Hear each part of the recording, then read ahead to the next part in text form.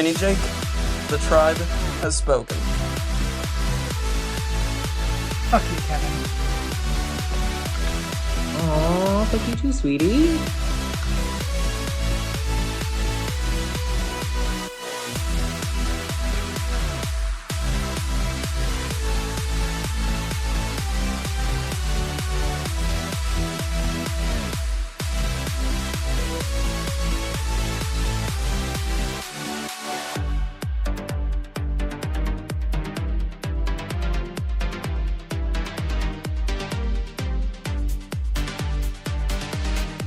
I'm JJ, one of the original Tribe of Nerds members. You can catch me on Marvel, Pokemon, and other gaming podcasts. What up? It's Josh, resident superhero nerd, but I also dabble in the occasional super villain as well.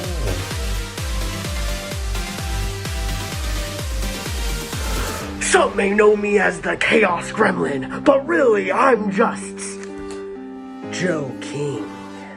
Pikachu, use Volt Tackle! Good job, Pikachu!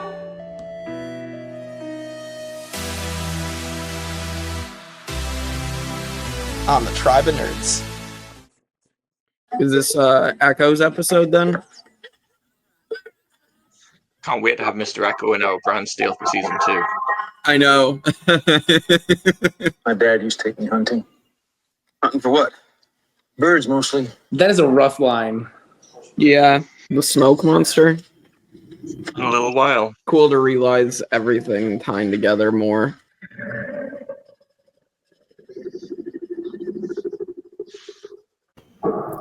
You know Jake's stunned when there's zero reaction. I don't even know what to think. Hey everybody, welcome back to the Tribe of Nerds. Michael, Kristin, Kevin, and I are here for Lost Season 2, Episode 10, the 23rd Psalm. It is all about Mr. Eko today, so let's talk about it. What did you guys think of this episode? I mean, we've made Mr. Eko our favorite character several times this season so far. So, obviously, we love Eko. This is, since it first aired, been one of my favorite episodes. Like, I love this episode. Mm-hmm. I love the way everything ties together. I love Charlie in this episode. I love Eko in this episode. Like, I think that the way that they could be stereotypical, just like comic book villainy, and instead, like, they're all sympathetic. I just love it. I love it. I love it. Like, there are no bad guys. Right. Even bad things happen. So good. Mm-hmm. Mm-hmm. Well, there's a few off-island bad guys that. There's a couple. What?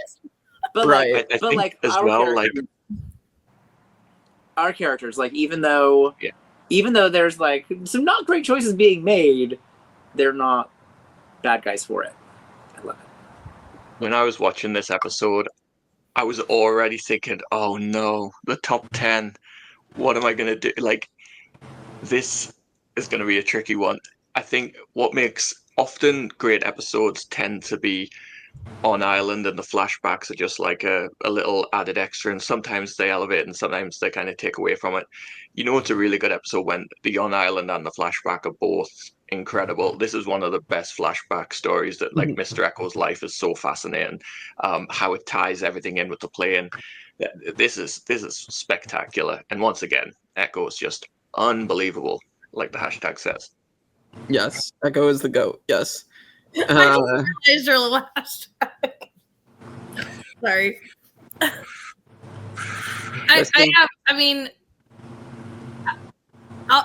I'll stop. I'll just wait. I'll wait.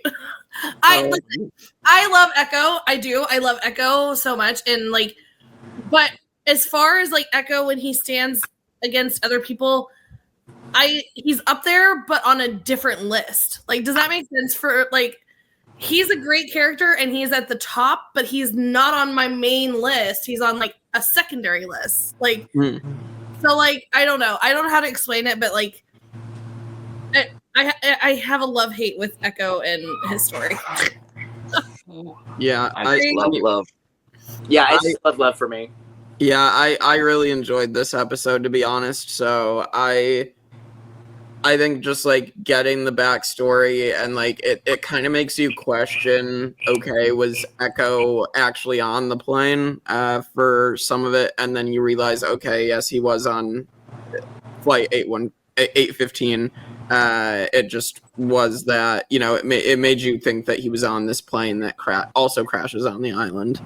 So with the drugs. So I kind of liked that about it, tying stuff together and making you think something, but then still having it make sense by the end of it. So yeah, for sure. I mean, there's a lot of like good stuff in it. Speaking of which, let's get to some fun facts before we jump into this episode, shall we? Yeah. What's a really fun fact is we do know that all the filming for the entire series of Lost is filmed in Hawaii. So we're talking about when we're in Korea, when we're in like LA, when we're, in Nigeria, all these things are being filmed in Hawaii. So to give us the ambiance of Nigeria, they shot all of those flashback scenes with a yellow tinted lens to give it that deserty feel, which I think is really cool because again, it's the amount of detail that again they're putting into this, all of these episodes is like, you know what I mean? Like we've got like Korea in Hawaii, like amazing, just like it's amazing to see. So for them to take that extra step to give us that deserty feel was a great choice, I think. Wow. Yeah. Team production needs like major props because that is a huge thing. Like how they managed to film it all on this island, and every time it's so authentically done, and like I don't think they get enough credit for, because that's difficult, and they make it so seamless. It's such an impressive thing, and it sets Lost apart. I love that about the show. Yeah, if you would have told me they filmed in Nigeria, I would have believed you because it looks really, really authentic. Looks really good. But it's not. It's Hawaii and Nigeria. Yeah. Yeah, I think too it makes sense that like Korea, it's like a downtown. Most of us haven't been there. We know like you can fake a city in a city, right? Mm-hmm. But like to fake a desert on a tropical island is like very impressive. Mm-hmm. Yeah, most definitely. I'm gonna leave the second fun fact for after I go through the numbers because it makes me laugh every time. And I don't know, I want to see if Michael and Kevin do this one because it makes me laugh every time. We did see the numbers. Obviously, it's in the title, the 23rd Psalm. And then Charlie had 8 hidden statues. So there were 8 of them in the addition to the one that Eko gave him back. Yeah, I was trying to count them quickly, but I was like, I forget. Like, the point is there's several. There are several, yes. This, I have to know, Michael and Kevin, did you realize or have you known all this time that Eko and Charlie did not recite the 23rd Psalm? They actually messed that up quite extensively. I don't know religion enough. They did not. They did not say the 23rd Psalm. It was, they messed it up. And production did not realize they messed it up until after they were putting everything together. And then they were like, we'll leave it. Maybe nobody will notice. Well, yeah, people notice. Well, it also plays into this. It also plays into the story because Eko's not a real priest. So right, but here's the thing, though. We know that he grew up in the church. Like he was older. So like every young kid growing up in church knows the 23rd Psalm. We know that Charlie was an altar boy. He says it again, even in this episode. Oh yeah. Again, they should know the 23rd Psalm. It's a very popular thing. Listen, I went to 13 years of Catholic school. I should know it too, but like, I also put me on an island and I'm living off of papaya for 48 days. Maybe I forget the details too. It just makes me laugh every time that like, let's not mess up the 23rd Psalm, especially when you name the episode after it. I'll be honest, I didn't even know that was the 23rd Psalm. I just thought that was a title of the episode. Yeah. No, and that's the thing, is like it's kind of if you're not, like if you're not a like person that's grown up in church and things like that, you're not gonna know that. But that's kind of the point of this episode is they did grow up in the church and the 23rd Psalm is so popular that I was like, oh, you guys probably should fix that. But I think it's not a huge thing, but definitely, something. Yeah. Interesting. Wow. And that's another thing. I mean, I grew up Catholic as well, raised Catholic, and I don't even like remember the 23rd Psalm, honestly. So, but it's been some years. So, I just thought if you're gonna name the episode after that, then maybe that's the one detail that we get right here, you know. Right. But anyway, we can jump into the episode unless there's anything else you guys want to go over first. I'm good to jump in. All right, so we start off right off the bat with a flashback in our yellow tinted lens of Nigeria. Here we get just this lovely village of Nigeria. Nothing bad is happening. People are playing in the streets. We're having a good old time, and we quickly have that not happen any longer because we have like obviously this like drug lord, like the bad people, if you will, come into this village.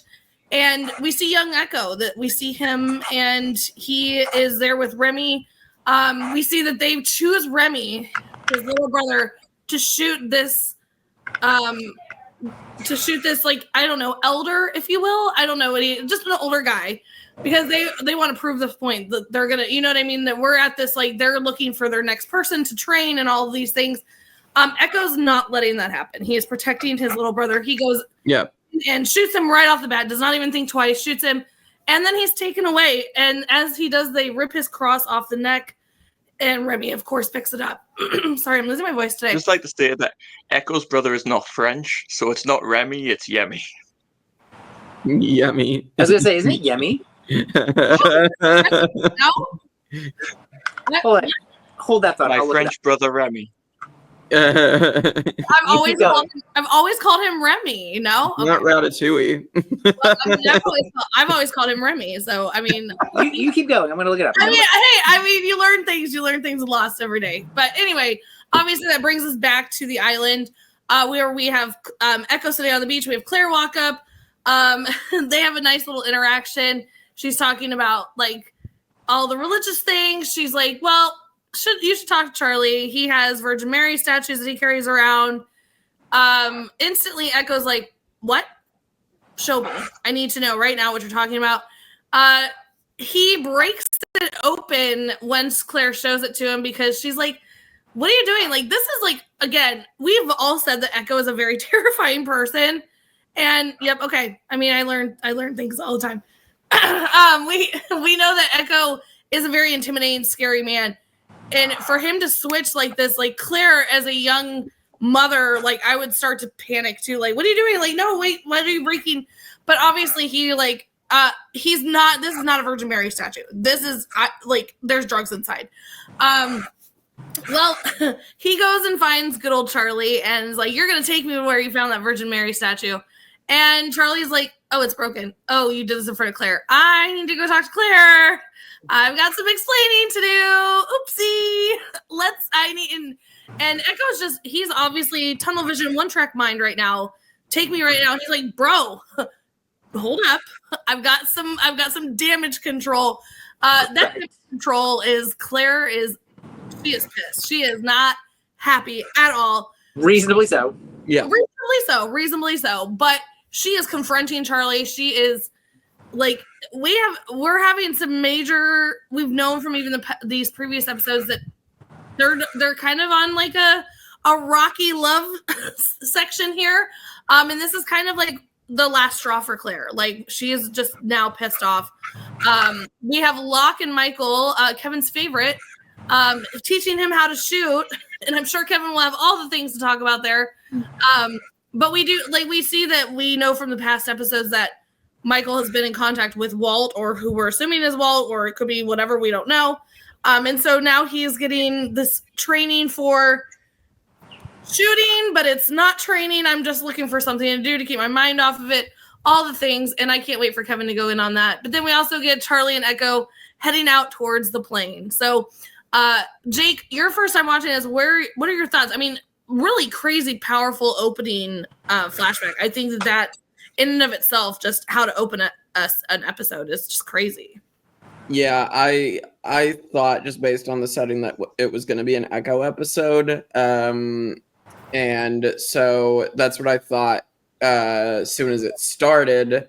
And then, yeah, it was an emotional thing. Like, these traffickers are coming to take some children, and that's scary. And so it was definitely like sad when they grabbed his brother and, you know, the smallest one there, and are like, hey, you have to kill this old man. And then, you know, Eko is gonna come up and protect his brother and make sure that his brother doesn't get taken. It reminds me, like, I've seen a couple other shows. I'm gonna compare it to a show that I binged and had like mixed feelings on, but I am going to relate it to a Marvel show that just came out, Spider-Man, Friendly Neighborhood Spider-Man, that just came out. And Lonnie Lincoln Tombstone in that show does the same thing. Like, his little brother is involved with a gang in that show, and then he steps up to protect his little brother and get involved with this gang, and that's how he becomes Tombstone. So it reminded me of that. There's a couple other shows that are probably good examples of something like this happening, but I found that interesting, and it's very sad. And then the whole Charlie thing, I mean, I knew it wasn't going to be good for Charlie to find that these statues had drugs in them. So yikes, this is not great. Obviously, we'll talk about the ambiguity of whether or not he's actually been taking the drugs, but yeah, it was just there was just some like sad stuff all within it on for both Charlie and Eko. So I do love that when Charlie's just hanging out with Jin, and he's like, "Do you listen to the Kinks? Like, you know, the Kinks, Yeah. the Kitten Cut." He's like, "Yes, I do have a beautiful voice." Jin says, I just love Jin's little relationships he has with people where he's not involved in them, but he just looks happy to be there. And Eko coming along like an intimidating lunatic, and like, you do not want to see that. Eko and Saeed, if they come at you looking like that, you're in trouble. It's like not good.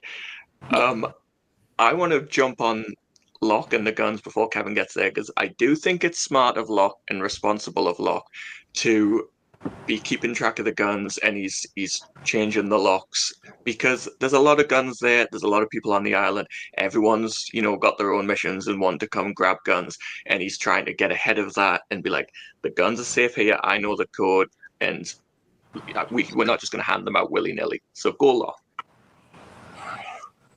And cue Kevin. No, listen, I mean, I mostly agree with that. I wish that was more of a group decision and not just a John Locke decision. Like, maybe a couple of them have the code and it's not just him having complete control. But, you know, whatever. The general idea is there. And, like, good on him for, like, catching Michael. And that's why you're here. No, I mean, I find him annoying, but it's not whatever. Like, he doesn't do anything. So nice. I know. A lovely interaction we just had, Kevin. I mean, and when I don't think we're there, but like when he says later, like what he says, I was like, oh, even I feel bad for you right now, Locke. Yes. Yep. No, and like the Eko thing, like I think in 2006, like I remember kind of thinking that like he was the younger brother, and then like he's the older brother who he knows that like they're gonna take him, so like I have to do it. I have to do the terrible thing. Like, don't put that on my little brother, and then don't take him. Like, take me. Very like self-sacrifice. Like, Eko. And this is I have said it a couple times. I love the way they write and portray Charlie. I think that yes, we are as the non-addicts, like we are meant to be frustrated with him, but like I think that like it's done so well, and like you do question later in the episode when we find out he has all of these statues and he has all these drugs, like, well, when he's sitting there with Jin, like, is he like so happy and silly and like clearly not noticing that Jin is telling him to be quiet because he's scaring the fish away, and he's thinking like, oh, I have a lovely voice, right? Like, is he like that because he took some of the drugs and like he's like a little high in that moment? Like, we're meant to do that, and I think that is very, very good writing, very good acting on like all around. I love Charlie. I think Charlie is just horribly misunderstood. Yeah, very much Eko is giving the I volunteers to root Hunger Games of it all moment. Yes. And it is really, again, like I said, this is one of the most powerful opening things that you could put in an episode. Not even just as an opening, it's a very powerful scene regardless. So it's definitely where we already know that we've already started to fall in love with Eko because of certain things that we've seen now to get his story and kind of learn all these things with his brother Yemi, not Remy. It's kind of full circle for him, and it's just kind of a beautiful moment. As far as this like situation with Charlie, I think Eko is completely an ass here in this moment. I understand that he is like, obviously he's like, wait, what? Because we know what we're going to get from his storyline. So that he immediately is like, oh my gosh, I have to find this plan. I have to do this. But for him, like, he doesn't know the whole story. He just knows that Charlie has this statue. He doesn't know about Charlie being a drug addict. He doesn't know any of these things. And so for him to like just kind of go as psychotic as he did, especially around Claire and a baby and breaking statues and showing that there's like no one knew, like he could have not known that there were drugs inside. He doesn't know that. So yeah, I'm not loving Eko in that moment. I think that was a kind of a dick move. I understand why he did it, because obviously who would have thunk it that the story that we're about to get to is on the same island as well. And it instantly would send me kind of into a panic as well. But I just felt like that was a little uncalled for. It's not, who's going to know? Who's going to know unless you break open the statue what's in there? So anyway, moving right along. We go back to the flashback here. We see that Eko has come back to the village. He is now grown into our Eko that we now know. And he is looking at this church that he once was the altar boy at. And he was such a good boy before all these things. I think he immediately probably is feeling just like, not even regret, but like, I can't imagine the feelings of like, man, I was such a different person. We know that like that group is obviously not a great group. Like, and we don't know everything he's been meant to do all this time, but we do see that the statues are outside. They're selling them because they're trying to raise money for the vaccines. And so he walks into the church, and his brother Yemi is now the pastor of this church, the father. I can't imagine Eko being like, you kind of stole my life, bro. Like, this is like a huge moment for him. But he wants to have him help him get some drugs out of the country. And he has a great plan for it, but Yemi is not. He's like, no, we're not doing this. We're not doing this. And then we go back to the island. We have Kate. Get off my man. Get off of my man. Stop flirting with my man. Unacceptable. Unacceptable. You're Kate. sounding like Rachel on Big Brother. Like, I need you to calm it down. I can't do it. Can't do Kristin it. wanted to give Sawyer a haircut. He didn't need a haircut. He looked hot regardless. Okay, just lay off my man. Okay, but yes, they are giving him a haircut. We see that people are happy to have. This is new for Sawyer. We've got people that are like, Sawyer, glad to have you back, and he's again his sassy self, calling Hurley Pillsbury and all the things. Yes. He does not want to be the like everybody loves him. He wants to be the everybody fears him and everybody hates him. He's Sawyer. Like, this is not who Sawyer is. But obviously we know that Sawyer has come a very long way in his story arc from season 1, episode 1. So it's just funny to see him being like, shit. All right, I guess I'm the good guy now. Like, he's so like upset about it, and it's adorable because I mean anything that man does is adorable. We see that Michael, when he walks up with Hurley, has said to Kate, hey, I heard you're doing the hatch shift. Can I take it? Because we know what he's doing. We know exactly what he's doing. She's like, you want to be down in that hatch pushing a button for every 108 minutes? Sure. Have at it. It's all yours. We have Eko and Charlie as they're walking. Again, here's the thing. Charlie's like, so I found it. Eko, listen, you know that there's a plane with them on there, and I get that, but I mean, it crashed. So he could have found this little statue at this tree. Like, it's just kind of one of those things that Eko is very pushy for the right reasons. He is on the right track, but like, bro, you need to calm it down. You need to calm it He's down. a human lie detector like Saeed. He is not. He is absolutely not. He is. You don't have a very good lie detector. Right, that's what I'm saying. Charlie's a very bad liar. Charlie's not a good liar. He's a very bad liar.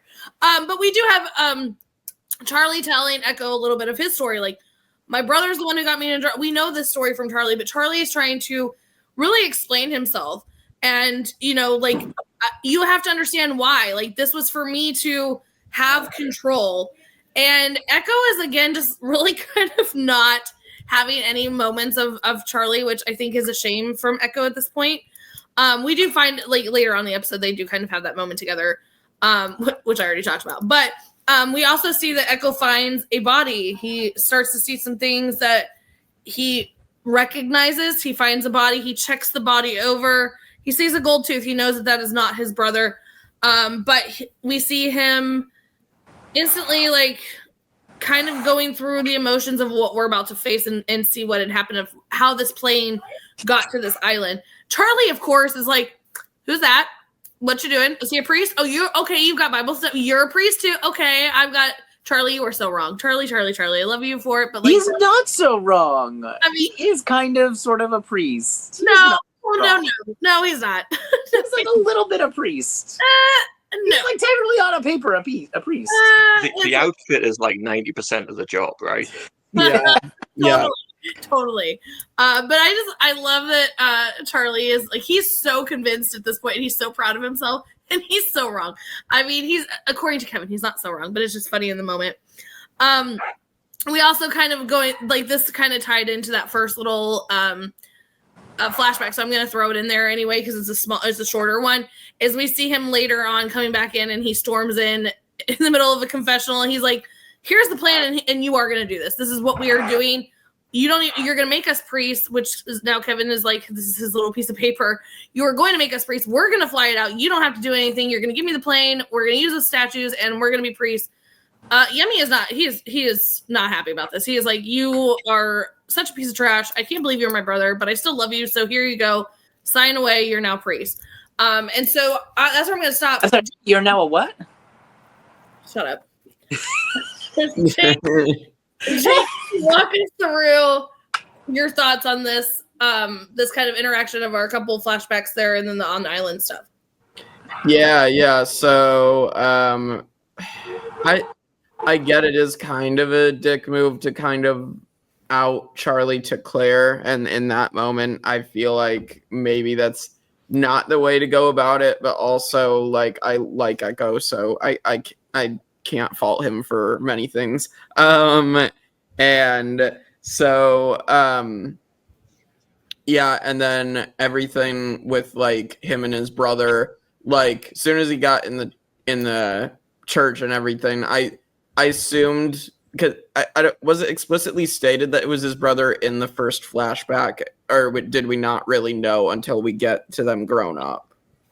Yeah, the first time it's mentioned is in that when they're adults. Yeah. So I assumed as soon as he walked in and they start kind of talking, then I was like, okay, this is the kid he saved and their brothers. Okay, that clicks. But yeah, and then obviously then Eko and Charlie finding the plane and seeing the dead body, and Eko being like, "This is the guy that saved my life," which is because it's the guy that kicked him off the plane. Yeah, I like that. Charlie had the great line as well of, what was it, his prayer stick or whatever with the dried blood on it. His Jesus stick. His Jesus stick, yes. Yes. So that was a great line, but yeah, I liked, again, like immediately when we get this of, you know, Eko immediately looking for this plane and everything, of like how these things are continuing to come together and connect, and because we haven't talked about the plane in a while, for like at least probably like 15 episodes or so it's nice to see this finally come back around. Like, to be honest, I don't think I ever thought, watching the show for the first time, that the plane would be something that we would get answers on. I just thought, oh, it's another mysterious thing on the island. This plane's here. The fact that it does loop into the story is just, it's amazing. I love how they tie it all together, kind of like with the other 48 days where we start to see like the other side of that. I just love how they do that, and it's so good. Is part of this section the flashback where they're in the bar and where they get the drugs? No, yes, it is, but I didn't bring it up, so go for it. Yeah. Because I want to talk about that, because again, any chance to talk about how amazing Mr. Eko is. No, I was just pulling in. When he's like, I'm going to give you 50, which I'm guessing is very cheap for what they were expecting. And, he's like, goes through step by step, like, we're taking all the risks. This is what you're going to get. And just his delivery is just so good. He's so intimidating. He's so calm. And then just slits both their throats with one slice. And then the kid is like, you tell them I let you live, that Mr. Eko let you live. Like, yes, the difference between On Island Eko that we've seen and this warlord that is in the flashbacks is, I love when the characters between flashback and On Island are so different, and it's, how did we get to this point? And I think this episode's fantastic for that. Yeah, I mean, I agree with you. I'm going to jump in before Kevin. I agree with you on, because we brought up several times just Sawyer's story arc and how much it's grown just from the first season. And to see Eko to be this like very good kid, this altar boy, this like very good, godly kid, to then get taken away, and we don't know all these years leading up to this, to get him to be this like head honcho, like badass, slicing through people like they're butter. Like, it is like a complete 180 from where we're at, like when we are introduced to Eko, and even just the little bits that we've seen Eko on the island too. So it's kind of crazy to see that eventually we're going to get a complete 360 back to this, of where he is now on the island. But in this flashback, it's kind of intense to see how whatever they've done to him has got him to this point, which is crazy. Yeah. I think Eko kind of consistently feels like he's doing what needs to be done, right? Like does anyone want to kill the old man? No, but that old man is already dead. Someone like these other warlords are going to kill him, and like, if someone has to do it and like bear that burden, let it be me, right? Like, he's very much like that. And so then, I mean, yes, he slits two guys' throats fairly coldly, but like, lets the kid live, right? Like, these are people who are trafficking drugs in his home country that he wants to make better. And like, I think the way he thinks of it, it's very like this is the dirty work that no one wants to do, and I'm willing to do it. So I like, he still has like a code to him, right? He's not just like a bad guy. He's not just going around dealing drugs. He's getting the drugs out of Nigeria because he doesn't want them there, because he doesn't want them ruining his people. Like, it's just, I think he's so much more complex than most people would give that person credit for in the real world. Yeah. I just love him. I just think it's so great. The stuff with him in the bar when he's like, no, this is what you're going to get because I'm doing all the hard work. And then the other half of getting the drugs out of Nigeria, like he said, is I'm going to pay for all of these vaccines for you, like for the people. Like, that's what you need. And like, I really think that he just thinks that this is like, yes, it's the dirty work, but this is going to help in the long run. And like, he'll do the dirty work. It's fine. It needs to get done. And oh yeah, the payoff in this episode of, this is the man who saved my life. Mm-hmm, right? We see the tooth, because when we see that tooth later, it's like the payoff is right in that episode, right in the episode. It's so good. And I just love it. And I still, Charlie's not a good liar. Charlie is not a good liar in the first place. He's having to come up with these lies on the spot that he did not plan on. And this is very like it's very addict behavior, right? Like, you don't want people, like, he's not lying necessarily to cover something up. He's lying because he doesn't want people to think a certain way about him, right? So like, he's not lying because he's necessarily doing drugs. He's lying because he doesn't want people to think that he's doing the drugs. So like, he hasn't planned for this lie. He's just now in the spot, and he's like, I'm not, so let me say this thing to get you to stop. And, like, they're very easy lies to catch. So, yeah, Echo's like, nah, bro. Nah. Take me to where you got him. I do love it when he says, so why did you say Claire might get the wrong idea? He's like, you said you didn't know what was in the statue, but you were worried about Claire getting the wrong idea. It's like a bloodhound with information. Right. Which is like that's how we know that Charlie is just a shitty liar. Like poor Charlie. Right, because for him, right, like assuming he is not doing the drugs, we're very much meant to question whether or not he's doing it. I'm assuming he's not actually doing them. He's just not able to let it go.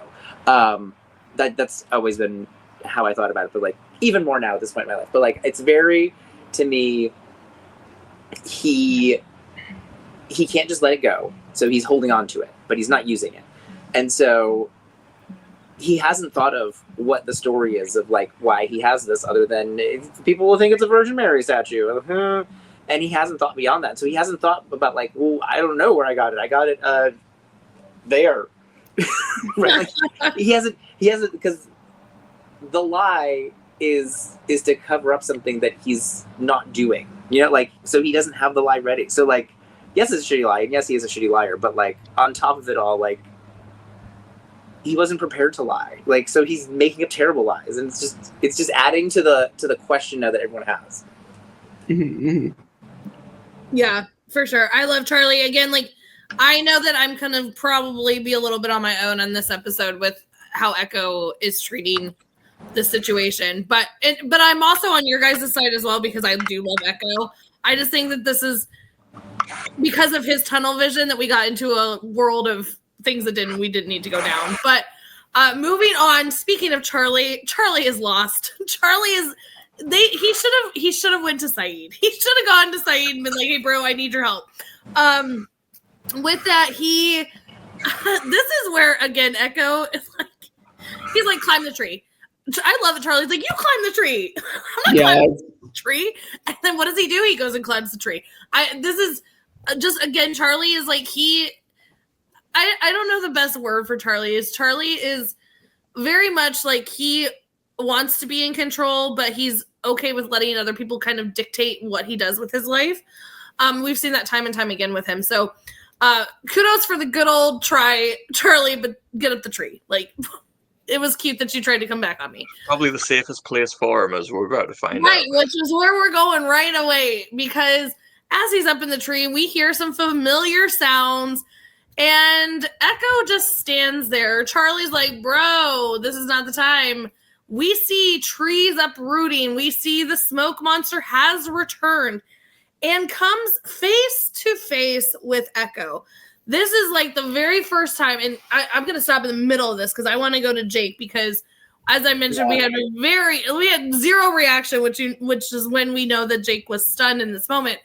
But we get so much of this smoke monster that we've gotten little bits. This is the first full view of the smoke monster. Eko is staring this thing down. We even get a moment where they kind of go through the smoke monster, and we're getting little clips and things that are happening, and snaps and flashes, and a whole bunch of things are happening. And then the smoke monster just kind of retreats a little bit. So, Jake, I'm coming right to you, because obviously in the moment you were stunned. We didn't get an eyebrow. We didn't get a reaction. We got basically you going, what the hell did I just watch? So where are you at right now? What were your thoughts on Smoke Monster? Yeah, well, so first we see a little wisp go through, like Eko notices it, so he knows something is there. And then, yeah, we get the full view, and yeah, I'm just not sure how to process what I'm seeing with this smoke monster, and like what it means, what it is. Like, I really am wanting to know more about what this thing is and why it's here. And we've seen like even people have like visions about this thing, or like Boone, or you know, or we've seen other people be looking at things. Like, I mean, we still don't know if this is what John Locke saw, because you know, he had this, and then, you know, when he actually encounters the smoke monster and it's pulling him down, he's terrified. So like, I don't know what's going on with this smoke monster entirely. I'm anxious to find out. I'm so nervous. I know specifically what I thought in this when I watched this episode, and because I was someone that was obsessive, I went back through and I was looking at when we scanned through the thing, but I don't know how much to talk about here. How about safely talk about very little? Yeah. Oh boy.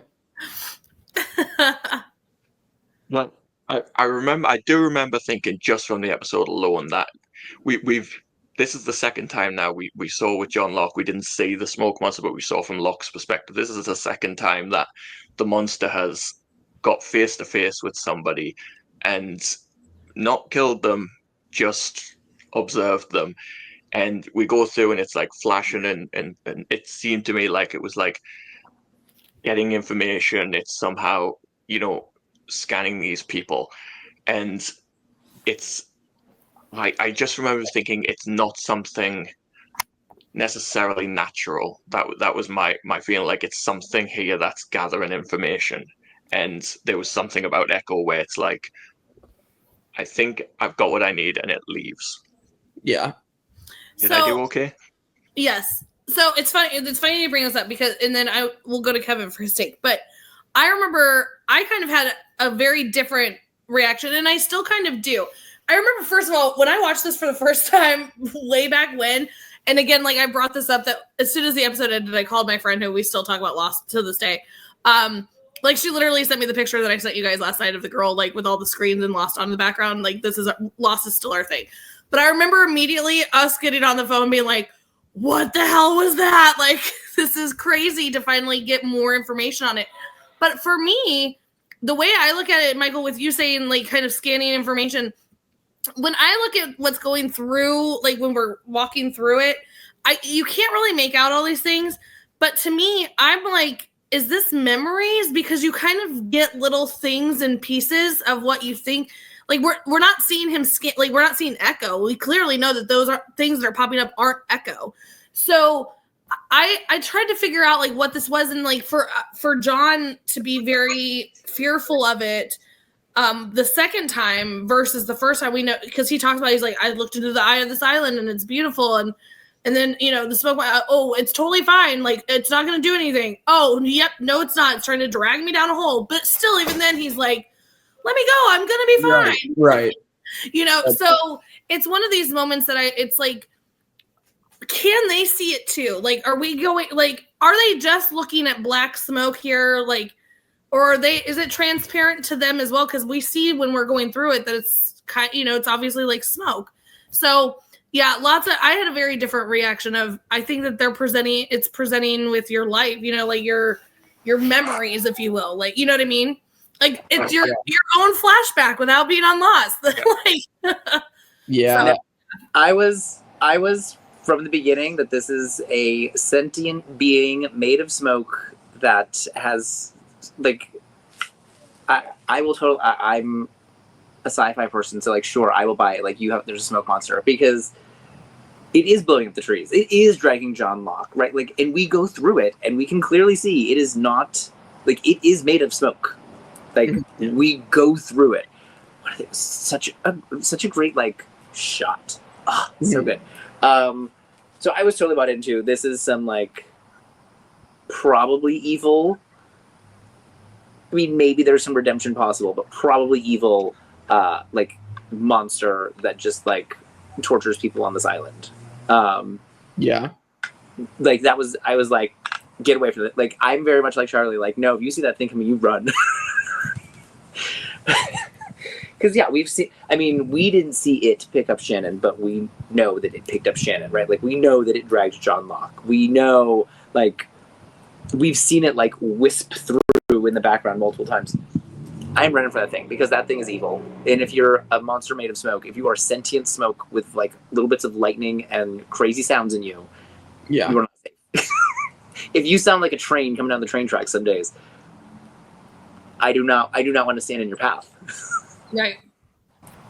Yeah, no, it's definitely, I mean, it gives off very, like, yeah, like you're saying, like, very evil, like, dark entity. Like, if you're on, like, watching, like, Ghost Hunters, this is what they're, like, hunting in the night. Like, it's definitely very... Wait, and I'm willing to watch and see what happens, and, like, maybe this sentient being is not evil, right? Like, maybe there's a story there, but, like, at this point in my, like, existence on the island, I do not want to mess with that thing. Right. It's also, the other thing with it as well is we haven't seen it really do much damage. We saw it kill the pilot. I was like, okay, it hasn't. Since then, it does seem more curious than, like, needlessly just killing. And I think that's something that's interesting about it as well. It's like we had the first introduction where it's skins this guy, and then now it's popping up. Yeah, drag lock into a hole, but it's popping up, and I don't know, it's just looking at these people. Like, it's not that bad. You're giving me the vibe of John Locke about to get dragged into the hole and be like, no, I'll be okay. That's where I was like, he's like, it's not that bad. It just killed the pilot and skinned him. Oh, it also kind of tried to kill Locke and drag him down a hole, but it's actually the good guy. It blows up trees. I'm not saying that. That's how I felt at this time. It's like it's more than just. It's not just a ruthless monster that's killing anyone that it comes across. There seems to be something more behind that. No, there's definitely more. I was always afraid of it. Yeah, Michael would be the one in our group to tell us to let it drag him down the hole. So 100%. Listen, I guess Kevin would be the Jack of, like, throwing the dynamite. Meanwhile, I would be the one who told I would be the one who told Jake that I put the dynamite in his backpack, but it wasn't really in Jake's backpack. Yeah, no, listen, Jake's not coming back. Jake and I are skipping through the jungle like we are not gonna die. You'd be ours getting blown up. I would be off finding Sawyer. Like, let's not get this twisted. But yeah, I mean, there's a lot. Obviously, this is our first time seeing the smoke monster in its entirety, and it just adds 10 times more questions about this thing. So, we will be talking about this again for sure. Going back to the island here, we have Michael is in the hatch. He's checking around. Anybody else down here? Nope. Let me go talk to my kid. We see it like it's not. This computer again is not working as it should be, and then all of a sudden we get Dad, and so then we get this whole conversation. I don't have much time to talk. I need you to come now. You've got to come. And poor Michael. And again, we know this whole story with Michael. He didn't have his kid for this whole time. Finally gets the kid. Kid's an asshole. Like, now we're playing Crash. Now we're like, kid's not an asshole anymore. And we're like great father-son, only to get him stolen away. And I can't imagine again, all of the feelings that Michael has been going through. And of course you're going to want to get your kid back 100%. So right. Crack mine. Also, this kind of goes back to where, like, when Claire's like taken, no one's out doing shit. Like, what? Guys, like, what are we doing? What are we doing? And it's Jack coming in and being like, we haven't forgotten about Walt. Well, it kind of appears that y'all have, but it's cute. Thank you for the reassurance, I guess. It's one of these moments that I'm just like, I've said this back when Claire got taken. Like, there's not even like, you don't even see a plot or a prequel to a plan, nothing. Like, they're just like, Walt got taken, it's fine. What are they meant to do? What are they gonna do? They don't even know. They don't even have a full map. This is what I'm saying though, but like, as something to a prequel to a plan, something. Like, they're not there. How big was the boat? How many people were on the boat? Like, they're not even like, there's no questions of being at. It seems like Walt is completely forgotten. So it's the same thing. Walt. It's only Walt. It's only Claire. It's only Boone. It's also only Shannon. But with that, I got to mention her. Yay! Echo does find the plane. And that's kind of where they leave us to go into a flashback.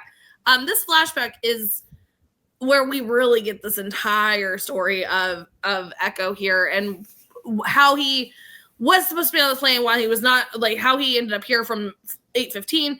But we do see that this, they're loading the plane. The plan is a go. They are loading the drugs into this plane. And then the people that are there, like, hey, Eko, there's a car approaching. This car happens to have his brother in it. He's like, don't do this, Eko. Like, come back with me. Like, you can make this decision. Don't do this. Well, also, I don't know if they decided to follow brother or they were already on their way anyway, but the army has shown up to stop this from happening. And a shootout occurs. And that they instantly shoot one of our warlord drug smuggler people, and they're gone. We see I almost said Remy again. I've always thought it was Remy. I'm like, this is like all new for me. We do see Yemi trying to stop them, which of course, bad news bears, like, get shot immediately. Like, they are not like listening to what people are saying. They are trying to stop this from happening. And so he falls back into Eko's arms. Eko is like, help me get him into the plane. Like, help me. We got to, we'll get out of here, but I'm going to help him. And we see that the gold tooth guy, as we're going to call him, grabs Yemi and kind of is like, nope, you're on your own. Bye. Shuts the plane and takes off. This is just like, I can't like, Eko's like, I'm the one who came up with all this. You just took my brother. What is happening here? Like, there's a moment, but there's so much that, again, Eko has come from this beautiful guy that was all about helping people and all about being the next pastor and all the things, to coming this like very, very aggressive and scary drug smuggler, warlord, whatever, to then being like, just, oh my gosh, no, like this, I did all this to protect my brother. He's now been shot and taken from me. Like, good God, the emotion. So let's stop here. And Jake, what are your thoughts on this moment here? Yeah, it's extremely sad because Yemi just wants his brother to come back and not be doing like the drug trafficking anymore. And it just sucks, like, he's going to get shot and die, and be taken on this plane. I mean, regardless if he didn't actually die from the gunshot, obviously he's going to die in the plane crash. And then, just the emotions going through there. Also with like I did want to point out when the shootout happens and the army, like, they end up, the car swerves off and hits a pole, and one of the warlords like looks over, smiles, is like, yeah, they did that, and then he just gets shot and killed. I found that kind of funny. He gets you. Yeah. It's an extremely sad moment, and then obviously, Eko is going to get mistaken for the priest, and he's going to assume that identity of like his brother's role in the society. So it is very sad. So I don't know, but like a lot of these backstories are sad, but this one definitely was like hitting me more than a couple of the other ones.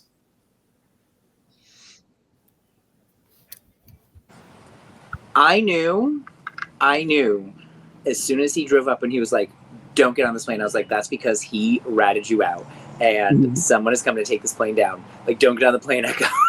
Yeah. And then I don't know, I always took the guy who like kicks him out of the plane. I always took it as he knew that Yemi therefore must have ratted them out. And like, Eko was the one who vouched for Yemi. So like, that's your fault. You're out because the person you vouched for ratted us out. And also probably a little bit of like, Eko's the top dog, and if I take you out, I'll be the top dog. Obviously, that doesn't work out in the long run for Mr. Goldtooth, as we saw a few scenes ago. Yeah. But like, that's how I always took that whole interaction, and just like, it's just so like, it is heartbreaking, but it's so like I just like eyes glued to the TV. eyes glued to the TV, like, oh my god, what's gonna happen next? And like, even though Eko can't be getting on the plane because we know the plane crashes and we know Eko was not on that plane. Like, we know this. Like, I'm still like, how does this all come together? And then it all comes together. And I was like, oh my gosh. Yeah, I felt the same way because like I said earlier, like we know he has to be on 8:15, and then it just made sense. I was happy to see it come together. So yeah, it's for me. I mean, it's so just heartbreaking to get this backstory, especially because we get introduced to this character, right? We instantly want more, and then like I changed my mind. Like, can we get like a different one? Can we put this one back and bring up a better story for poor Eko? Because this is, like I said, the whole thing from the start was him to protect his brother from this life, and to like for it to end the way that it did. It's just so like heartbreaking, which is where we know why he was in tunnel vision, because of this moment. He needed to have this closure, but again, like, I'm still feeling bad for Charlie. I'm still feeling bad. I also think when you think about the end of the episode, like when you think about this, like his reaction to Charlie in the beginning also makes more sense, right? Because like we now know that he knows that those statues are full. Like, he knew that as soon as he saw those statues, right? Mm-hmm. And he knew they had to be on that plane. Like, he knew that immediately, and so like I think it makes.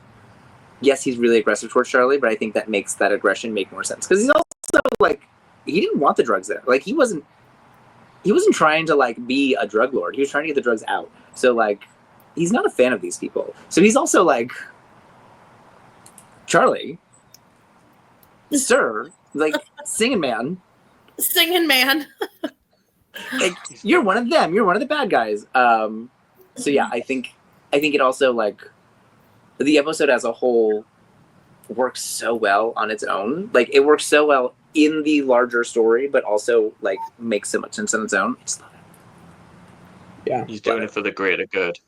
The greater good. Michael, do you have anything you want to add to this little section before I continue? No, I think it's been pretty much covered. I just like how it ties all together. Like, the gold tooth warlord is the body that Locke and Boone found all the way back in season 1, where they find the gun on him.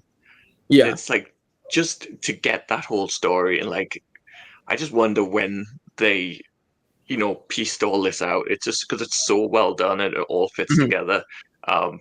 Yeah, I just love this episode for that. Wow, I didn't realize that. Yeah, for sure. I mean, again, we say it so much that people are gonna be like, "Oh my god, it's a broken record." But the attention to detail of Lost proves yet again, just like the amazing things that we get. So we do see that Eko goes and explores the plane. We know that he sees the bloody handprints from when he was like trying to get into the plane when he kicks him off. He then finds his brother's body. A very sad, tragic moment here for him. And the gosh, just like the freaking like tearjerker moment is seeing the cross necklace that was ripped off of his neck, then given to Remy, and then to be back where him. It's just like, good God. Did I say it again? Yeah, you said Remy. Listen, I told you guys I've called him this for 20 years. 20 years I've been calling this guy Remy. So I'm so sorry. Listen, poor Yemi. I'm so sorry. But yeah, it's one of those. You've been known to disrespect really good characters. That is inaccurate. That is very inaccurate.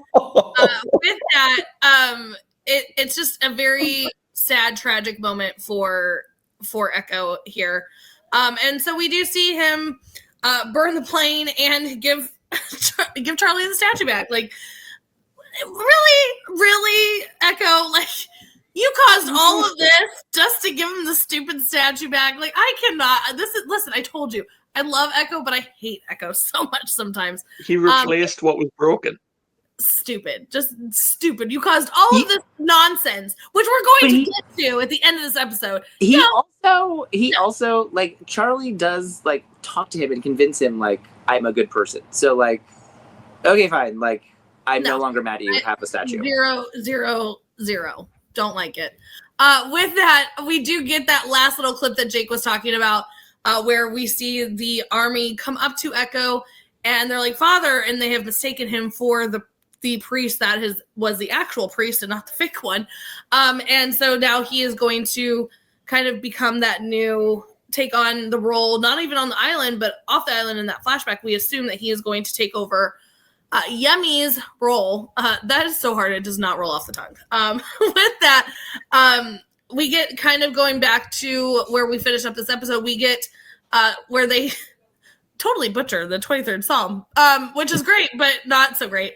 And so they've come back, both of them, in their moments of, we were the altar boys, we were the good boys, had a little dark path there, but we're the good guys now. So I do think that is a beautiful moment to see them reciting the 23rd Psalm, whether it was wrong or not. But then we get this montage of camp with the beautiful score that we talk about all the time. This music makes this whole show. It's just so good. But we get this like little montage of everybody just hanging out. We're seeing like Hurley and Libby are hanging out. We see Jin and Sun. We just get all this little beautiful moment. And then we have a not so beautiful moment. Thanks to freaking Eko, I'm over him. He has now broken up. This is a beautiful little sweet couple, and I'm pissed. Claire is still not happy, rightfully so. Drug addicts around babies, not smart. However, Claire, trust me, she's going to get some shit too in this episode. However, Claire, the thing was not broken open with the heroin. So calm your tits. This man has been by your side from the beginning, from the second this plane crashed, helping you, doing all the things, almost dying for you several times. Not happy. Claire, don't be such a bitch. Let's talk it out. Let's go to therapy. Let's not just immediately kick out poor sweet Charlie. Like, over it. But then Charlie, out of all these moments where I'm standing up for you against bitch Claire, then we see that you have a massive stash of 8 of them hidden out in the jungle, and you make me regret everything of me yelling at poor sweet Claire. So they do leave us with a kind of a cliffhanger of, is he doing drugs? Is he not doing drugs? Which is like, Jake, you'd ask that. So I want to go through this with all of us, where our thoughts are on where's poor sweet Charlie in this moment, and also Claire, stop being a bitch. But Jake, take it away. I felt really bad for Charlie in the sense, I understand where Claire is coming from almost, but then it's like, also, again, like you said, Kristin, I mean, Charlie's done so much for Claire, and Aaron has cared so much for them. And because of this, like, you know, this thing with drugs that we don't even know if Charlie has actually taken any drugs again. And she's just going to kick him out. I get keeping Aaron safe, but also to me, I think she went maybe a step too far. It was a bit overprotective. I mean, that's the way moms are, so I get it. But I don't know. I just didn't. I just wasn't really sure. I'm kind of team Charlie on this one. And then obviously all the statues in the bushes. My take is that I don't feel he's actually taken anything. Because you have to break the statues open to even get the drugs out, and they're 8 completely intact Mary statues. Like, I have to think that he hasn't taken anything at this point, and he's keeping them around for some other purpose that I guess maybe we haven't seen yet from Charlie. So that's my hope. And we're obviously just made to think that he's taking drugs again, but that isn't the case. Maybe he used to have 10. Oh, there were 10 originally? No, I'm saying like maybe it wasn't how many. He could have had more and used them. Yeah, it's like, you don't know. We know he has 8 unbroken, but I do tend to agree. I don't actually think he's using, but it's Kevin's talked about it a lot. I think like it is something that he just feels more comfortable having it around as like, yeah, I don't know, a safety net or just something familiar, and he feels more comfortable with it. That's always been my take on it. I do really like one little under the radar thing in this little nice montage on the island where I just like the thought of Jin saying to Sun, like, "Oh, come meet my new friend Anna. Like, I've cooked her a fish." Yeah, It's like she threw me in a pit a couple of days ago. Come meet her. She's really nice. She's not that bad. I like that once again that we have Jin like giving the peace offering of the fish. Yes. Right? Especially this person who's feeling unwelcome. Like, no, it's okay. Have a fish. Here's your like, yeah.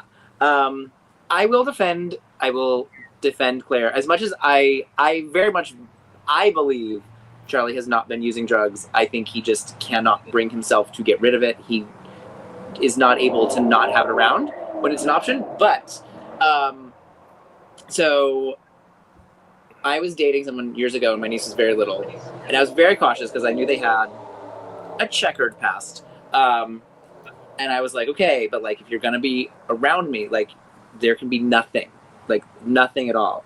And then we were out one time and something fell out of his pocket, and I was like, all right, that's it, it's over, because I can't have you around me because I have to take care of this child. So like I immediately done, and that was the end of that. So I do actually very much understand Claire. Like as close as we may be, as much as she may like him, as much as she may love him, as great as he may have been, like she has to take care of her baby. Like she has to make sure her baby is safe. And like I don't think that she needs to do that, but I very much understand that thought process. So I am not going to shut down Claire, even though I'm a very big Charlie defender. And yeah, I mean, I think it's writing that we're just like, they want us to question it, right? They want us to see that he has all these statues now, and then think back on the episode and think about how he was like really nervous and lying really badly, and he was like hanging out with Jin and singing the song and not really understanding the social cues that like we all understood, but like maybe that's why maybe he was still using. Like they want us to question that, but I don't think that he is. Yeah. So I mean, as the only mom in this group right now, I do give Claire a lot of shit. But I'm a mama bear. Like, do not come for my kids. Like, do not do anything around my kids that will jeopardize anything. So I 100% would do the same thing. But the only reason why I am giving Claire shit for this moment is because like we've had big moments where we've seen Charlie doing the drugs. We have seen him at the low. Like now, Claire did not see any of this, obviously, because she just said, you recently told me that you were a recovering drug addict. She didn't. Also, Claire was like heavily pregnant and worried about like what was going to happen in this first couple days. So very understandable of why she had no idea that he was on drugs. I feel like, again, I joked about it, like go to therapy and like, let's not just kick out poor sweet Charlie. I think that there could have been a conversation. I think obviously she's very heated in this moment. I think, why do you have these? I too think that this is like, I mentioned at the beginning of the episode, I think that this is like a power thing. Like I want to feel empowered that it's in my control. I could take these drugs at any time, but I'm not. They're full statues. I've never opened one. Granted, Michael brought up a good point. I mean, he has 8 left right now. Like, how many were there to begin with? Like, so you don't, and that's that is lost. They like are maybe there was 15 or 16. Maybe there were 42. Hopefully not that many. I hope he's not going through them that fast.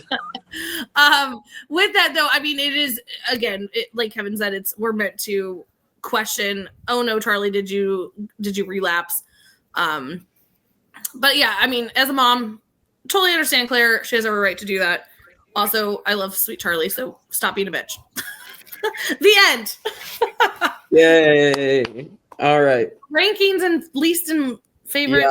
Yeah. Favorite and least favorite. All right. Favorite, I'm going to go with Eko again for like the, once again, the multiple times within season 2.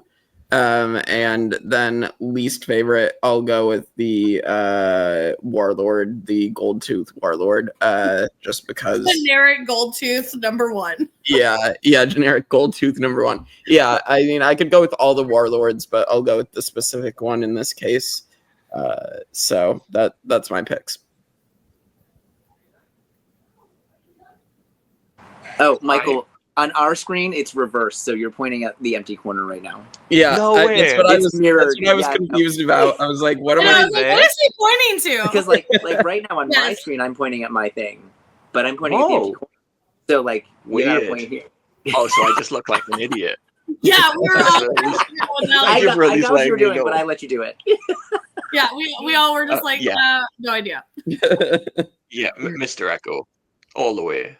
He's just so good. He's such a fascinating character. And I think I've proven many times when it comes to characters on this show, if a character is interesting, if a character is fascinating, if a character is great to watch, I will let go of a lot. I don't care. I love him. Clearly, with all you my let go heart. of a lot of John Locke stuff. Yeah, because he's amazing. Like, if a character is that well written, that well performed, I don't care what they do to characters that are less well written and less well performed. Echo's better, so I like him better. He's just perfect. Like every scene, he's so damn good. And it's such a shame.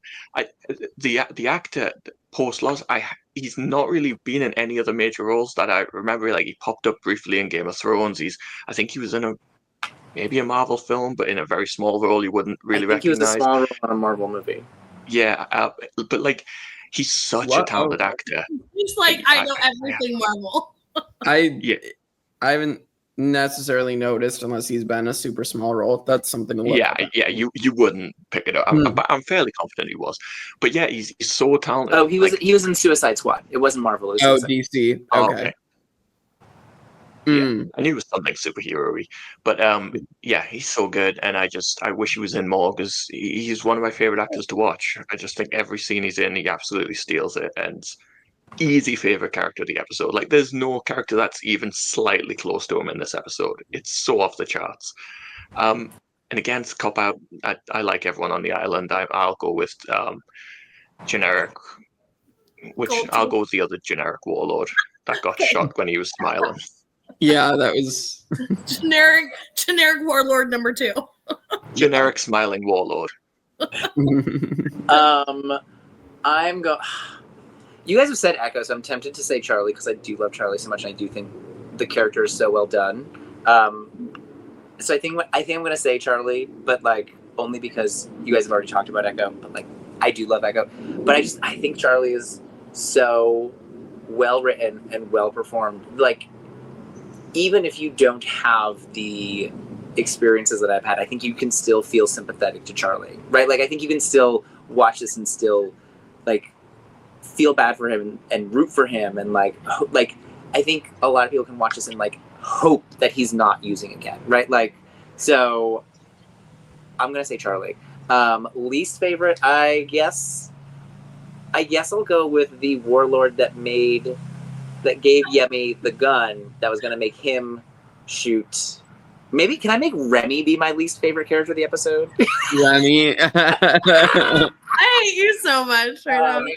But yeah, I guess I'll go with him because even the side character, I don't like, as much as Locke in general annoys Locke, doesn't do anything wrong. And I will give him the credit that when he says, "My dad used to take me hunting."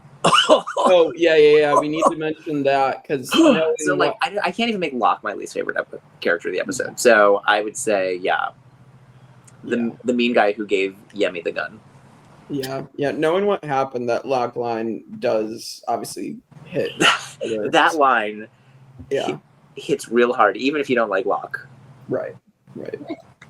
All right, Kristin. All right, so I'm gonna do it how Michael tried to do it, but my man Sawyer. I love Sawyer. No, I'm not gonna make him my favorite, but I want to because God, I love him so much. I also want to make Kate my least favorite because stop flirting with my man, but I won't do that either. No one between me and my man. That's right. They don't. With that though, here I'm gonna do a whole new spin on things here, and you guys aren't gonna like it. I'm going to make Charlie my favorite because I feel like this is a moment where he is. I know you're gonna be so mad at me in a second, but this is like we could have gone about this in a lot of different ways. And so sorry, Eko, I love you, but I'm making you my least favorite character. I tried to do it so fast. Just rip the Band-Aid off. It's fine. I'm gonna do it. That's fine. I ripped the Band-Aid off really fast so you guys could just. I did it. I'm so sorry. I caused unnecessary Rude. drama because he had a tantrum. Okay, Can we start giving Kristin like a 0.5 vote for least favorite character? Because how many times did she make Shannon the least favorite character for no reason? Right? Yeah. there were so many reasons why she was the least favorite. I think I give Kristin a. You can only have a favorite from now on. That's not. It's not happening. But come on, like it's not a horrible. Yes, do I love Eko? And yes, it's an amazing moment, and we get his story. But again, like he caused a lot of unnecessary drama for jumping the gun immediately, only to be like, here's the new replacement for the statue I broke, and caused all the drama back at your camp. Like it's so yeah. I'm sorry, I love you, Eko, but I hate you. Kristin. It's fine. Do you secretly get paid when you make us angry? Like every time you make an angry face, do you get some personal benefit? Yes, because it brings me enjoyment to watch you guys all hate me. That's what it brings me. Listen, this is what, like, we brought this up so many times. This is the beauty of Lost, for us to have difference of opinions on things that have happened on there, about characters, about, you know what I mean? All these things. I'm not saying I hate Eko. I'm not saying that I don't like Eko. I think he's a fantastic character, and his story in this is beautiful. I'm talking about a moment that I felt like a lot of unnecessary drama was caused for it. So, and you guys had already made him the favorite, so there you go. All right. All right. Well, let's move on to the top 10 episodes, Michael, before we have anything more to say. I'm gonna So put our overall top 10 so far are Exodus, Walkabout, Orientation, Man of Science, Man of Faith, The Pilot Part 1 and 2, Do No Harm, Confidence Man, The Other 48 Days, All the Best Cowboys Have Daddy Issues, and Deus Ex Machina. All right. Do we want season 2 or are we going top 10? Well, I want to go top 10 overall, but we can do season 2 right after. Overall, I would probably have this I'd probably honestly have this like number 6 or 7 overall. I think this was a really good episode. So, and then what are season 2? Oh my god. Season 2, we have Orientation, The Other 48 Days, Man of Science, Man of Faith, Adrift, Collision, What Kate Did, Abandoned, Everybody Hates Hugo, and Found. We need to get and Found not to be the last, because it's last, I always have to say and Found. I kind of want that to happen. So, but no, but season 2, I'll probably put this like number 4. I mean, I think this is a really good episode. So everything with Eko is incredible. Everything with the smoke monster, like, I don't know. I just and the ambiguity with Charlie, like I just think everything works in this episode, and again makes me continue to want to watch more. So yeah, that's my thoughts. Yeah, I was looking top 10. I think I'd put it like maybe just below The Other 48 Days. Like right above 9. Right above The Best Cowboys Have Daddy All the Issues. Best Cowboys Have Daddy Issues. That's exactly what I was thinking. That's where I was gonna put it. So when Jake put it 6, I was like, wait, what? No. Yes, that's where I was gonna put it. That's exactly what I was thinking. I thought you weren't even go top 10. I was thinking about skewing it because you were going to go it's last. Oh my god! I did joke that I was going to put it last, but no, it's a fantastic episode. Like, I mean, again, listen, I still love Eko. You guys just have to let it go. You guys made him favorite, and I made him least favorite. It's fine. We're moving on. But yes, yeah. I think for sure. Yeah, I think it would definitely be in the top 10 for me, at least at this point. Like, this is one of the episodes I think about when I think about Lost. Like, yeah, Smoke Monster. Yeah, I don't feel like, because what's above that then? What's the one right before that one? The Other 48. Above it would be The Other 48 Days, and then above that, Confidence Man. Yeah, see, I don't feel like it goes above those. I don't, as much as I want to, because there is so much in this episode, and we know that that's how I rank them. But I'm right there with you, Michael. I think it's number 9. Yeah. All right. Which puts it below The Other 48. Just below The Other 48 Days. Yeah, I think that's where it's going to average out to. So, all right, cool. So now we are 10 episodes into season 2. Stuff is going to get knocked out of the top 10 for season 2 in our next episode. So we'll see where that goes. And with that, we hope that we can do some studying and correctly recite the 23rd Psalm next time on the Tribe of Nerds. And also pronounce yummy correct. Still fuck John Locke, though.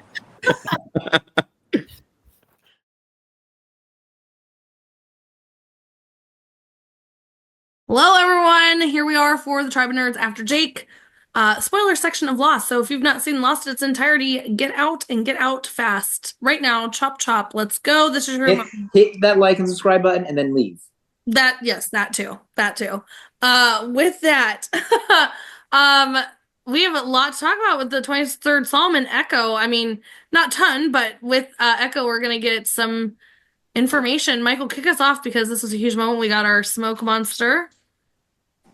Yeah, I mean, every time the smoke monster is in the show, you learn a little bit more about it, and this was like the biggest one so far. We go through the smoke monster and see, and we know the smoke monster is the man in black, and he's going to take the form of Yemi going forward, and this was his introduction to Eko. And my personal theory on this is the smoke monster sees Eko as a potential Ben that could be the guy that is his loophole to get to Jacob. He sees the ruthlessness in him, he sees his past, and he sees that maybe he could be that guy. And then when we get later down the line where he realizes he can't manipulate this guy, that he's not going to do what he's told, sadly, he just gets rid of him. So yeah, this is the beginning of the end for Eko, sadly. Notice he doesn't do that to Locke because he knows he can manipulate Locke. I don't know. I'm just being an ass. We hear enough of it from you. Now, if we want to talk about other people like Shannon, no, I'm just kidding.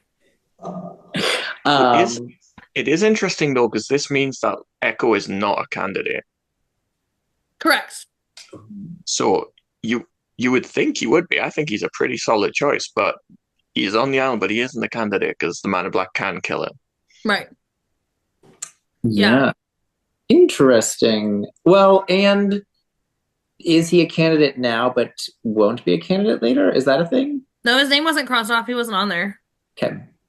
Well, maybe we didn't say it is possible because Kate was a candidate and then her name was crossed off. So maybe at some point Jacob was like, I'm not sure about this Eko guy. Or maybe it's because the actor wanted off the show and they just had to get rid of him. I think it's maybe the second one. It's probably the Probably. Second. Yeah, I mean, such a cool character. We do see, I mean, because that's a huge moment. Like, we do see this is like our full blown smoke monster moment.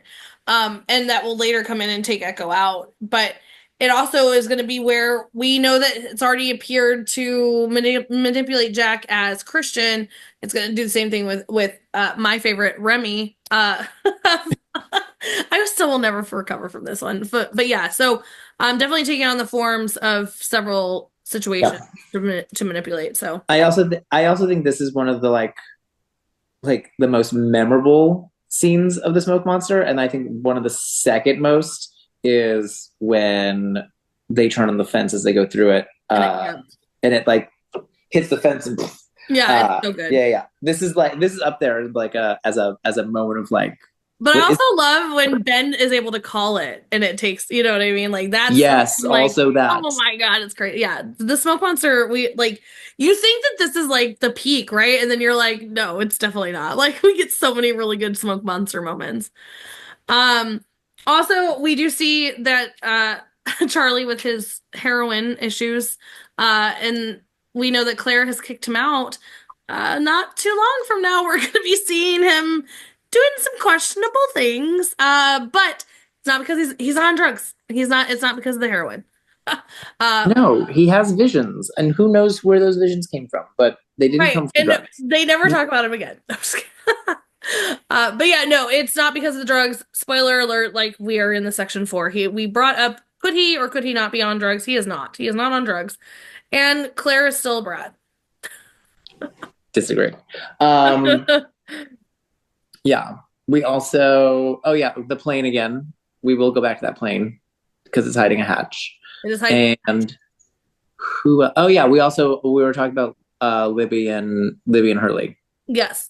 On the hatch, really quick, that becomes a huge play in this season because this is where Locke loses his faith that he is so preachy about to Jack, and refuses to stop pushing the button because of it, which then leads to him locking Eko out, which leads to Eko dying, but which also leads to the hatch imploding. So that hatch underneath that plane is very, very important. Nikki and Paolo go in there for a little bit, so that's fun.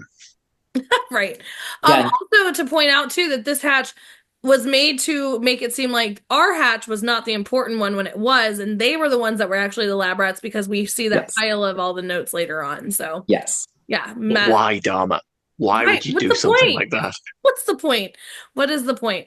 But yeah, going back to Hurley and Libby, we do see in this little montage here. This is like the start of something cute. I almost started singing High School Musical there, but I won't. I will save us all from that. But we do know that they do start to have a little bit of a connection. They might have already known each other, but also the connection that's going to lead to her death because Hurley forgot really important things. Yeah, it's a very brief romance. It's scary how soon that the Libby thing is. I kind of always think of her as being around for a bit longer, but we're talking like less than 10 episodes. Mm-hmm. Yeah. Right? Which is like bringing that up to Jake. Like, he is all about Michael right now. Like, it's gonna. What are we gonna do? Poor Jake is not ready for Two for the Road. I can't wait for that one. I'm not either. But yeah, craziness that's all about to happen. So anything else? I thought about making Michael my least favorite character, and I was like, no, don't even put Jake on the set. Yeah. No, I can't do it. Anything else you guys have on this the 23rd Psalm? Spoiler wise, no. Okay. Also, everybody should go read the 23rd Psalm, and then you can make fun of everybody for saying it wrong in this episode. With that. So we'll see you guys next time on Tribe of Nerds. Like, comment, subscribe. Let us know if you have anything you want to say, but if it's a spoiler, please put a massive, massive gap, because Jake can't help it. But yeah, so like, comment, subscribe, all the things, and we'll see you guys next time for the spoiler section of Tribe of Nerds After Jake. Bye!